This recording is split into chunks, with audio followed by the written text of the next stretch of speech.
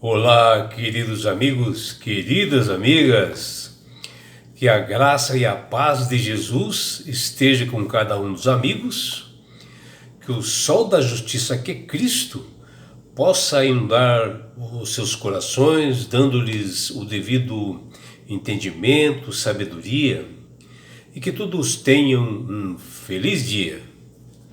Vamos à lição. E hoje, domingo 27 de abril de 2025, a lição 5 de hoje, ela tem como título O Primeiro Mandamento. O Senhor nos deixou várias instituições através das Sagradas Escrituras, as quais até hoje elas permanecem e como símbolos, pois o desejo de Deus quer que todas as pessoas sejam salvas. Porém, a desobediência começou ali no Jardim do Éden.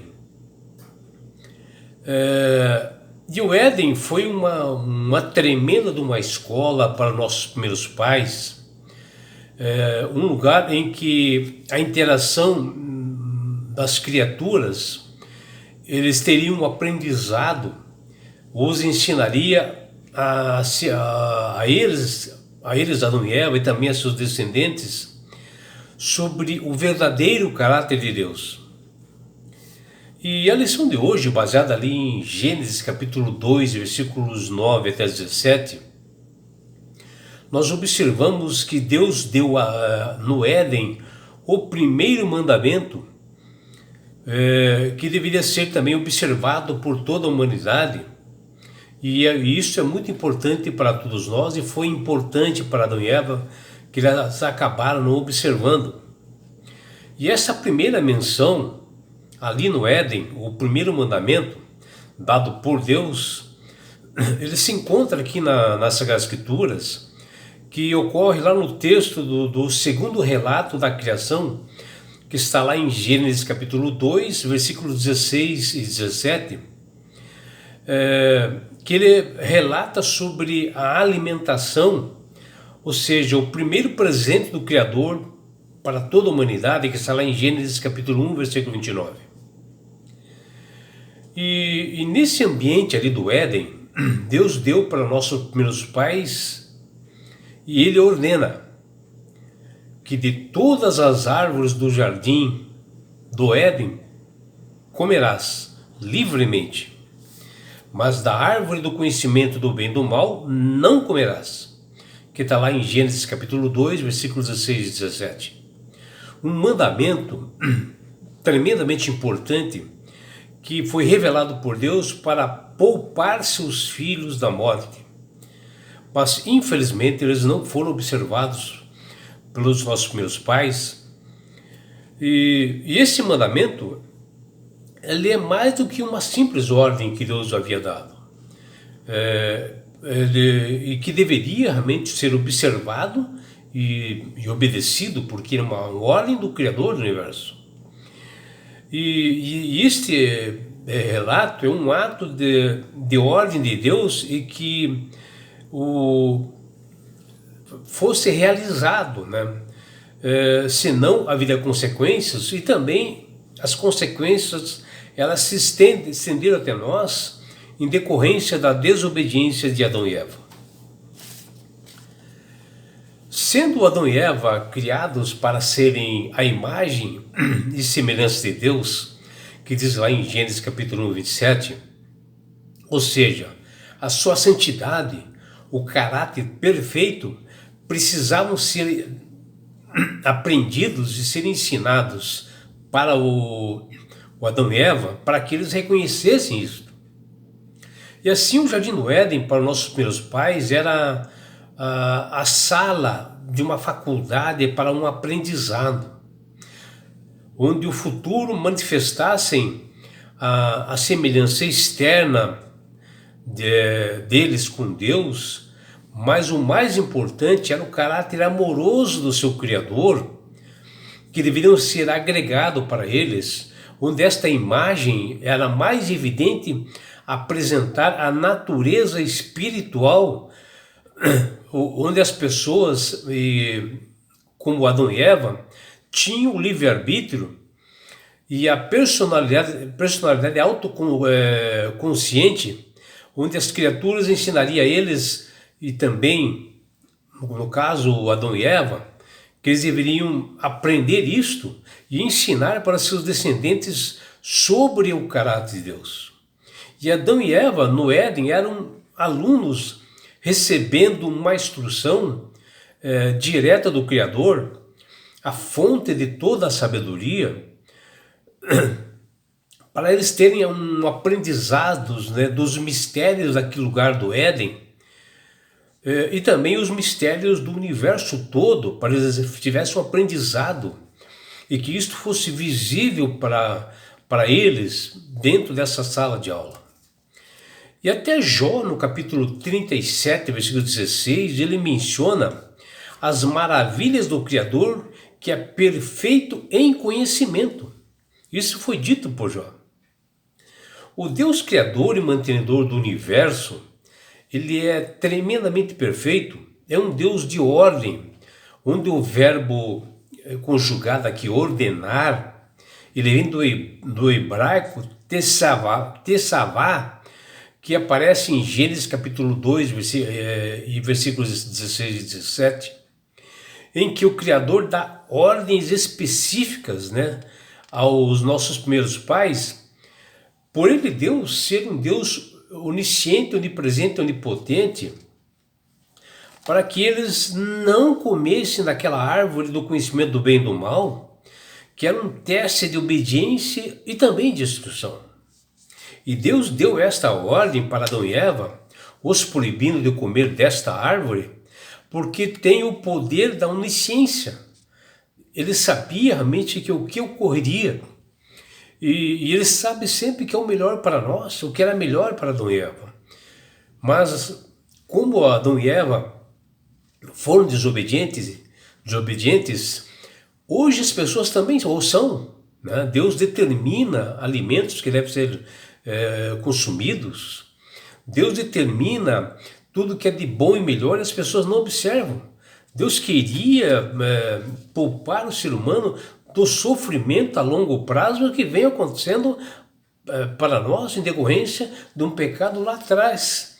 Ele queria transmitir sabedoria, conhecimento, uma educação para o resto da vida. E aqui Deus, ao proibir Adão e Eva de não comerem da árvore do conhecimento e do mal, ele dá o seu primeiro mandamento por saber das consequências, e que o ser humano não escolhesse ser governado por si mesmo, e sim ser governado pelo grandioso Deus mantenedor deste universo.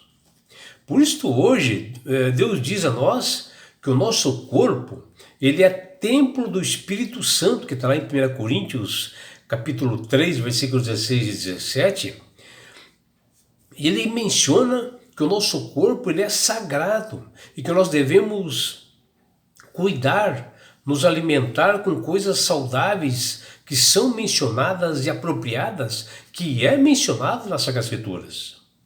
Tudo que nós devemos comer está mencionado nas Sagradas Escrituras, mas as pessoas continuam abusando, continuam pecando e transgredindo as leis de Deus, e terão consequências.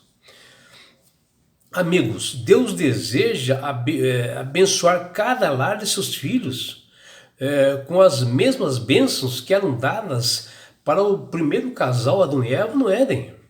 E cada dia da semana existe um dia, em cada semana existe um dia de descanso, que é o quarto mandamento, um dia encontrado especial, um dia assim de encontro especial com o Senhor, para receber instruções como Adão e Eva recebiam. Desfrutar do antegozo do céu, um preparo que no futuro nós teremos nas mansões celestiais, e já saber como será lá. É um privilégio nosso para nós convidarmos todas as manhãs que o Espírito Santo venha soprar em todos nós, nos batizar por seu poder, para buscar uma consagração um novo fôlego de vida e nos capacitar a dizer não aos frutos proibidos desse mundo de hoje, que está levando a nossa juventude, morrendo inúmeras pessoas. É drogas, é sexo, é alimentos errados, bebidas erradas. E tudo, Deus faz isso para o bem nosso. A árvore do conhecimento do bem e do mal, que está lá em Gênesis 2,17, foi uma prova em que o Adão e Eva fracassaram. E isso trouxe consequência para nós nos nossos dias, onde nós mantemos essa natureza pecaminosa. Mas o fato de que o céu reserva para os fiéis em Jesus estarão nas mansões celestiais diante da árvore da vida que um dia Adão e Eva tiveram, que está lá em Apocalipse 22:2. É a prova de que o segundo Adão, Cristo, venceu e que nele nós fomos mais do que vencedores, como diz o apóstolo Paulo, lá em Romanos capítulo 5, versículo 19, e também em Romanos capítulo 8, versículo 37. Mas a desobediência após o Éden imperou no meio do povo de Israel, que rejeitaram o governo de Deus e exigiram a monarquia, exigiram o rei, e acabaram falhando também mais uma vez. Porém, os reis escolhidos por eles, que eles realmente acharam melhor, se corromperam, e esses reis oprimiam o povo, e assim o povo da aliança se tornou tão pecador, mundano, que Deus ainda lhes deu mais do que desejavam para eles. E Deus também avisou que a decisão deles de se afastarem de seu governo duraria até o fim dos tempos. E assim o que a gente vê, meus amigos, minhas amigas, que é muito esclarecedor o livro de Daniel, que tendo em mente esse pano de fundo, que nós percebemos que a marcha dos impérios não é apenas uma acusação contra as nações, os gentios, mas também uma acusação contra as falhas de Israel, a sua recusa em seguir o mitzvot, que é do hebreu, que é os mandamentos de Deus. Séculos de dominação, em vez de liberdade dada lá no Éden, lá atrás, se tornaria uma nova sala de aula, na qual corações dispostos poderiam testemunhar o contraste impressionante entre os reinos desse mundo e o reino de Deus que está por vir para todos nós. E é por isso, meu amigo e minha amiga, que Deus tem falado com todas as pessoas através do poder do Espírito Santo para aceitarem a Jesus como Salvador e Senhor da sua vida. Porque o próprio Jesus diz, quando ele esteve entre nós: eu sou o caminho, a verdade e a vida. Ninguém vai ao Pai senão por mim. Aqui está bem claro que a salvação é somente através de Jesus. Não existe realmente nenhum homem, nenhum pontífice, nenhum santo, nem ninguém que pode te levar para as mansões celestiais. Somente Jesus, você obedecendo seus estatutos e mandamentos na íntegra, é que você realmente será agraciado realmente para estar no céu. Quando você aceita Jesus como Salvador e Senhor com sinceridade, você ganhará de Deus esse presente que chama-se salvação. E com isto, na grande volta de Jesus a este mundo que está se aproximando, que ele disse lá em Mateus 24 e Lucas 21, que ele voltará, está voltando, ele, Jesus, ele levará você, seus filhos, sua família, seus amigos e todos nós que o aceitamos a ele como Salvador e Senhor, sabe para onde? Para as mansões celestiais. Um lugar, meu amigo, minha amiga, onde lá não haverá mais morte, mais dores, mais aflições, não haverá mais perseguições. Você estará no céu. Você terá a oportunidade de abraçar seus entes queridos. Você participará da grande bodas do Cordeiro, do casamento do noivo, Jesus e a sua igreja, que somos nós. E você terá a oportunidade, meu amigo, minha amiga, de estar assim, ó, face a face com Jesus. Já imaginou? E sabe por que Deus quer fazer isto com você, meu amigo? Com você, minha amiga? Porque Jesus te ama. Abraços do seu amigo João Carlos Amorim.